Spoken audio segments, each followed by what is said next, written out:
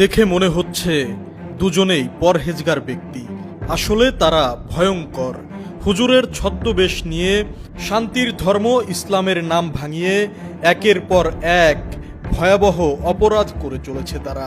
অবশেষে ধরা পড়েছে পুলিশের জালে। সোমবার দুপুরে তারা প্রবেশ করে গৃহবধূ সোনিয়া বেগমের বাড়িতে। ধর্মীয় বাণী শুনিয়ে সোনিয়ার আস্থা অর্জন করে তারা।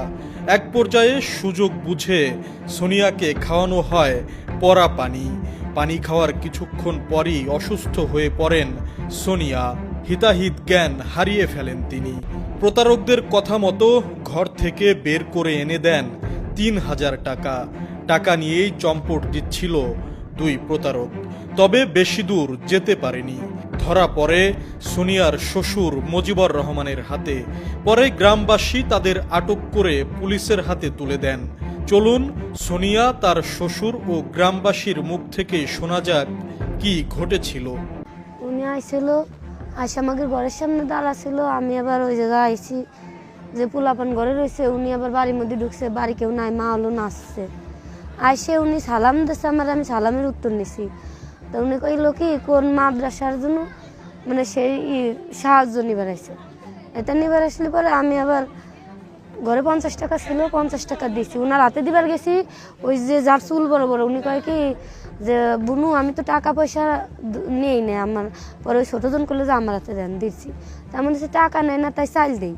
পরে কয় না আমার হাতে দেন, দিছি। পরে উনি করলো যে বুনু তোমার তো মানে অসুখ বিসুখ, তোমার তো নামাজ কালাম পড়ো, মানে অনেক কিছু কইছে।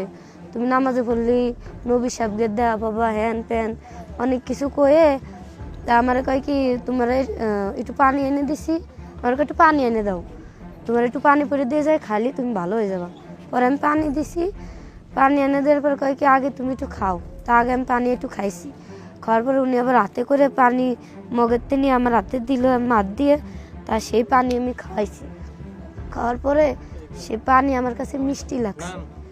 খাওয়ার পরে এসে উনি কয় কি যে পানি খাওয়ার পরে বুনু তোমার কি কেমন কিছু কিছু বুঝলে? তেমন কই না, পানি খাওয়ার পরে আমার অনেক মিষ্টি লাগছে আর গা তো ঠান্ডা হয়ে গেছে। ঠান্ডা হয়ে গেলে পরে তাই কয় কি বুনু তাহলে তুমি এই পানি খাওয়ার পরে আজান দিবি, নামাজ পড়বা, নামাজে বসে এই পানিটা খাবা, খালি পরে তুমি বুঝবা যে আমি কি। আমাদের নবীরা দাঁড়ে দাঁড়ে এইভাবে চুলে আইসে সবার কাছে মানে হাদিস কোরআনি করছে। এসব করার পরে পরে আমার কয় কি বুনু তাই তুমি জানের বদলি জান দিয়ে দিও। তা এসে আমি কইছি কি আচ্ছা। কয় আচ্ছা না সুবহানাল্লাহ কও। পরে এসে কইছি, করার পরে এসে কয় কি যে বুনু তাই তুমি একটা পাগড়ি কেনার টাকা দিতে পারবা? আমি কইছি কি পারবো। প্রথমে 500 এনে দিছি। পরে কয় কি আমি হলো তোমার ইমান দেখতেছি, তোমার ইমান পরীক্ষা করতেছি, তারপর আমি তোমার টাকা আমি নেবো না, আমি তোমার টাকা তোমার দিয়ে দেবো।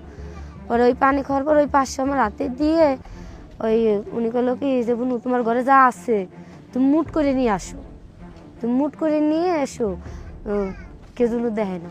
তা আমার মানিব্যাগে যা টাকা ছিল আমি মুট করে আনি ওনার হাতে দিয়ে দিছি।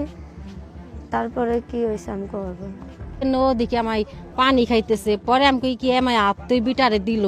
আমি কি পরে দেওয়ার পর পরে আমার কয় কি যে আপনি কি কিছু দিবেন? আমি কই কি না না আমার ঘরে কিচ্ছু নেই, আমি কিচ্ছুই দিব না, আমার ঘরে টাকা নাই। কয় কি আমার কিছু দেন সাহায্য? আমি না না আমার কিচ্ছু নাই, আমার টাকা নেই, আমি কোনটা টাকা দিব, আমার স্বামী টাকা ঘরে থুয়ে যায় নাই। পরে কর পর কইলি পরে আমি কই কি পরে ওরে আমি কই কি রে, পরে কয় কি দাঁড়ান আপনার সাথে কথা আছে। পরে আমি না ওনার কথা না আমি শুনি নেই, আমি চলে গেছি। সরার পর পরে ওনারা চলে আসার পর পরে আমি কি রে কি দিছিস আমার মুটে আমার হাতে কই রে। পরে কয় কি কয় কবো না। আমাকে কইস না কয়টা দিছিস ক আমার কাছে? কয় না আমি কবো না। আমাকে তাই চাবি কো দে, ও আর কিছুই কবার পারে না।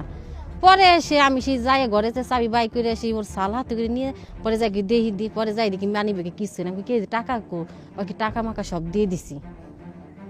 বুঝছেন এই আইসা পরে যে আমার শ্বশুর আমার হাসির পরে আমি সবাই ডাক দে না ওরা যে পর্যন্ত গেছে আমি কি হ্যাঁ। পরে না আমি যাই ও আমার কিচ্ছু কয় কিন্তু আমার কবার নিষেধ করছে, আমি কব না।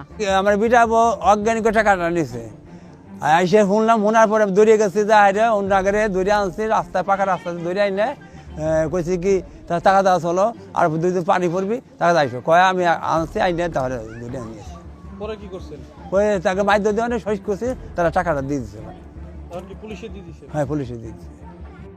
ঘটনাটি ঘটেছে ফরিদপুর পৌরসভার বৈঠাখালী এলাকায়। দুই প্রতারক তাদের বাড়ির ঠিকানা স্পষ্ট করে বলেনি। এই প্রতারণার ব্যবসা কত বছর করেন? এটা আমি আসছি আজকে এখানে 3 দিন আসছি, আর আমার গ্রামে উঠাইছি এরকম প্রায় 12-13 দিন মতো আমার গ্রামে উঠাইছি। তো এইগুলা দিয়ে কি করেন, এই যে হাতের যেগুলা? এগুলো আমরা রাখি কাছে, যেটা আল্লাহ সুরক্ষা দেয়।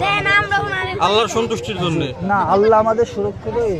আল্লাহ, আপনি তো কোরআন পড়তে পারেন না, তাহলে পকেটে রেখে লাভ কি? এই জন্য তো রেখেছি ভাই, ভয় লাগে। ভয় লাগে? জি হ্যাঁ, আমি স্বীকার করে নিলাম আমি ভণ্ড। আসসালামু আলাইকুম ভাই। আপনি বলেন তো যে এই প্রতারণা আপনারা কত বছর ধরে করেন, আর কি কারণে আসছেন এখানে, কি ধরনের? 2 দিন আইছে, মানে 2 দিন আইছে মানে এখানে আইছে মানে প্রথম, মানে আমি কিছু চিনি না এইসব জায়গা। আপনার বাড়ি কোথায়? আমার বাড়ি আপনার হলো শ্যামপুর। কোন জেলা?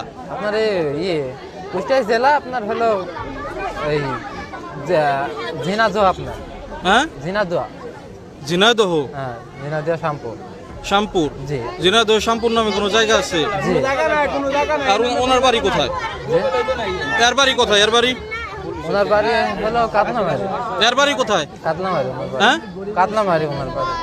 আপনারা কেউ এদের চিনে থাকলে কমেন্ট করে জানান। এ ধরনের প্রতারণা থেকে সবাই সতর্ক থাকুন। ভিডিওটি বেশি বেশি শেয়ার করে সবাইকে জানিয়ে দিন, আর পেজটি ফলো করে সঙ্গেই থাকুন। ধন্যবাদ সবাইকে।